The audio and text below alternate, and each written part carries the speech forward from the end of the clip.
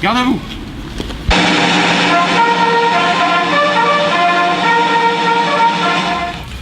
Les armistices de 1918 sur les divers fronts de la Grande Guerre mirent un point final à un conflit interminable de 52 mois, avec une moyenne de 1000 morts par jour dans les seuls rangs des armées françaises et encore plus de blessés. Les monuments aux morts de nos cités témoignent de cette hécatombe. Quand on constate l'émotion légitime provoquée par le pays avec les morts pour la France, en Afghanistan et au Mali, on mesure le drame que connurent les familles françaises.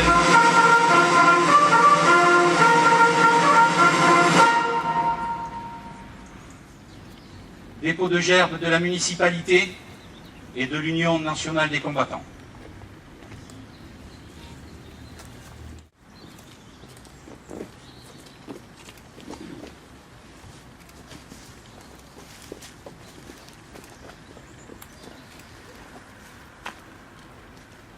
Aux morts.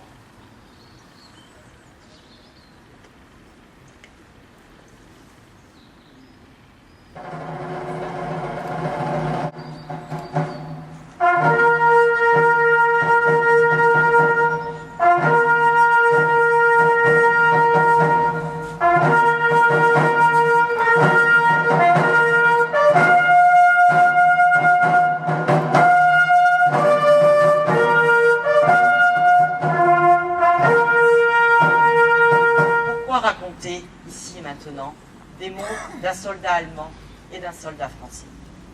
Parce qu'il s'agit de la même guerre, parce qu'il s'agit des mêmes armes, des mêmes ordres exécutés, de la même souffrance.